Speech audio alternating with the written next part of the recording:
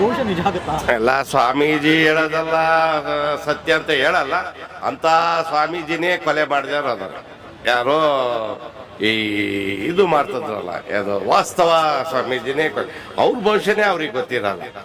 ಅದಕ್ಕೆ ಸ್ವಾಮೀಜಿ ಹೇಳ್ತಾರೆ ಇಲ್ಲ ಅಂತ ಹೇಳಲ್ಲ, ಆದ್ರೆ ಅವ್ರ ಭವಿಷ್ಯನೇ ಅವ್ರಿಗೆ ಗೊತ್ತಿರಲ್ಲ. ಬಿಗ್ ಬಾಸ್ ಅಲ್ಲಿ ಗಿಲ್ಲಿ ನಟ ಗೆಲ್ಲಬೇಕು ಅಂತ ಭಾಳ ಆಸೆ ಇದೆ. ಆಮ್ಯಾಗ ಹಳ್ಳಿಯಿಂದ ಬಂದ್ರ ಅವನು, ಆಮೇಲೆ ಹಾಸ್ಯ ಆದ್ರಿಂದ ಅವನು ಅದ್ಭುತವಾಗಿ ನಟನೆ ಮಾಡ್ಕೊಂತಂದ ಹಳ್ಳಿಯಿಂದಲೇ ಬೆಳೆದಂಥ ವ್ಯಕ್ತಿ ಗಿಲ್ಲಿ ನಟ ಗೆಲ್ಲಬೇಕು ಅಂತ ನಮ್ಮೆಲ್ಲರ ಅಭಿಪ್ರಾಯ ಇದೆ. ಇಲ್ಲ ಕಾಮಿಡಿ ನಟಿಗೆ ಅರ್ಟ್ ಆಗ್ತದೆ ಅಂತ ಹೇಳಲ್ಲ, ಕೆಲವು ತಿಳ್ಕನಂಥ ಭಾವನೆಗಳಿಗೆ ಹೇಳೋಂಥ ರೀತಿಯಲ್ಲಿ ಹೇಳಿದ್ರಿಂದ ಹರ್ಟ್ ಆಗ್ಬೋದು ಕೆಲವ್ರಿಗೆ. ಭಾಷೆ ಸ್ವಲ್ಪ ಅರ್ಥ ಆಗಲ್ದ್ರಿಂದ, ಭಾಷೆ ಅರ್ಥ ಆದ್ರೆ ಅದರೆಲ್ಲ ಗೊತ್ತಾಗ್ತೈತಿ. ಯಾವುದೂ ಕೆಟ್ಟದ ಭಾಷೆ ಡಬಲ್ ಮೀನಿಂಗ್ ಏನು ಮಾತಾಡೋಕ್ಕಾಗಲ್ಲ. ಎಲ್ಲದಕ್ಕೂ ಒಂದು ಇದೇ ಮಾತಾಡೋದು. ಅದಕ್ಕೆ ಅರ್ಟ್ ಅನ್ನೋದು ಅದು ತಪ್ಪು. ಅವ್ರವ್ರ ಭಾಷೆ ಹೆಂಗೆ ಇರ್ತದೋ ಗೊತ್ತಾಗಲ್ಲ. ಅದಕ್ಕೆ ಅರ್ಟ್ ಅಂತ ಹೇಳ್ಬೋದು ಹೊರತು ಗಿಲ್ಲಿ ನಟ ಗೆಲ್ಲೇಬೇಕು.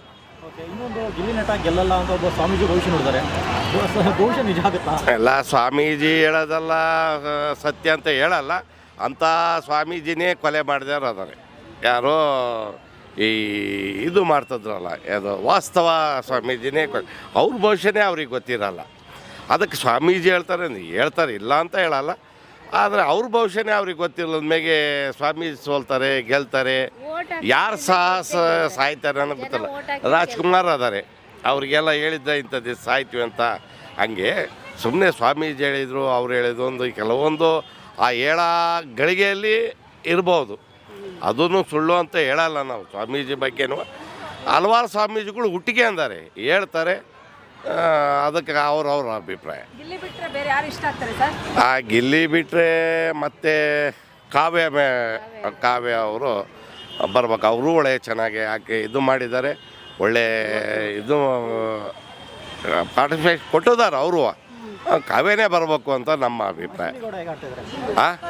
ಅಶ್ವಿನಿ ಗೌಡ ಅವರು ಅಲ್ಲ ಅಶ್ವಿನಿ ಗೌಡ ಅವ್ರದ್ದು ಭಾರಿ ಫಾಸ್ಟ್ ಇದೆ, ಇಲ್ಲ ಅಂತಲ್ಲ, ಈಗಿನ ಕಾಲದಲ್ಲಿ ಅದಾರೆ.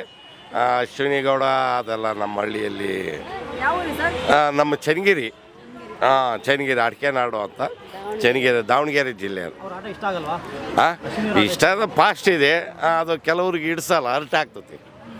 ಕೆಲವರು ಒಂದು ಸ್ವಲ್ಪ ಇದಿದ್ದವ್ರಿಗೇನೋ ಆಗ್ಬೋದು, ಕೆಲವರಿಗೆ ಅದು ಇಡಿಸಲ್ಲ. ಅದರಲ್ಲಿ ಕಾಸ್ಟ್ ಇದೆ. ಬೇಕಾಗಿರಲಿಲ್ಲ. ಅವ್ರ ಕಾರ್ಗಳು ಅವ್ರ ಮನೆ ತೋರಿಸ್ತಾರೆ. ಅವ್ರಿಗೆ ಅಂತ ಬಿಗ್ ಬಾಸ್ ಬಂದು ಪಾರ್ಟಿಸಿಪೇಟ್ ಮಾಡಿ 50 ಲಕ್ಷ ಗೆಲ್ಲಕ್ಕಂತ ಅವಶ್ಯಕತೆಯೂ ಇರಲಿಲ್ಲ. ಆ ಎಮ್ಮು ಕೊಡೋ ಅಂಥ ಚಾನ್ಸ್ ಇನ್ನೊಬ್ರಿಗೆ ಒಳ್ಳೆಯವ್ರಿಗೆ ಉತ್ತಮದಾರಿಗೆ ಕೊಟ್ಟದ್ದು ಇನ್ನೂ ಭಾರಿ ಚೆನ್ನಾಗಿತ್ತು ಅಂತ ನಾನು. ಅವ್ರು ತೋರಿಸ್ತಾರೆ ಡೈಲಿ ಕಾರ್ಗಳು, ನಮ್ಮ ಮನೆಗೆ ಈಸ್ ಕಾರ್ಗಳು ಅದಾವೆಲ್ಲ ಪ್ರಚಾರ ಅವ್ರವ್ರ ಕೇಳಿ ಬಿಗ್ ಬಾಸಿಗೆ ಬಂದು ತೋರಿಸೋಂಥ ಅವಶ್ಯಕತೆ ಇರಲಿಲ್ಲ. ಅವ್ರಿಗೆ ಕೊಳ್ಳೋಬಾರ್ದಾಯಿತು. ಕೆಲವೊಂದು ಭಾಳ ರಾಜಕೀಯ ನಡೀತಾ ಇದ್ದಾವೆ ಇಲ್ಲೆಲ್ಲೂ. ಒಳ್ಳೊಳ್ಳೆ ದೊಡ್ಡ ಕಲಾವಿದರು, ಇಂಥ ಸಣ್ಣ ಕಲಾವಿದ್ರು, ಹಾಸ್ಯ ಕಲಾವಿದ್ರು ಎಲ್ಲರೂ ತಕ್ಕಂಥ ಒಳ್ಳೆ ಉತ್ತಮವಾಗಿ ಬೆಳೀತೈತಿ. ಸುಮ್ಮನೆ ಆಡಂಬರದಂಥವ್ರನ್ನು ಈಗ ಅವ್ರು ತಗೋದೇನು ಉಪಯೋಗೈತಿ? ಶ್ರೀಮಂತರು ಏನು ಬಡವರಲ್ಲ, 7-8 ಕಾರ್ ಅದಾವೆ, ಬರೀ ಒಂದು ನಿಲ್ಸಕ್ಕೆ ಒಂದು ಕಾರ್ ಇಟ್ಕೊಂಡಾರಂತೆ, ಹೋಗಕ್ಕೆ ಒಂದು ಕಾರ್ ಇಟ್ಟಿದ್ದಾರೆ, ಸ್ಕೂಟಿ ಇಟ್ಕೊಂಡಾರಂತೆ. ಅವೆಲ್ಲ ತೋರಿಸ್ತಾರೆ, ನಾವು ನೋಡ್ತಾ ಇದ್ವಿ ಟಿ ವಿ ಯಾವಾಗಲೂ. ಅಶ್ವಿನಿ ಗೌಡ ಅದನ್ನು ಹೆಂಗೆ ಹೇಳ್ಬೇಕು, ಅದು ಅವ್ರವ್ರಿಗೆ ಬಿಟ್ಟದ್ದು. ಇದು ಗೆಲ್ಲಿಸಿದೆ ಅಂದರೆ ಈಗ ನಾವು ಹಳ್ಳಿಯಿಂದ ಬಂದರು, ಅದು ಇಲ್ಲಿ ಟೌನ್ನಲ್ಲಿ ಏನು ನಡೀತೈತಿ ಹೆಂಗೆ ಅವ್ರಿಗೆ ಅದಾರೆ ಅನ್ನೋದು ನಮಗೆ ಗೊತ್ತಿಲ್ಲ. ಅಂದರೆ ಪ್ರತಿಯೊಂದು ಆಸೆ ಇರೋದು ಹಳ್ಳಿಯಿಂದ.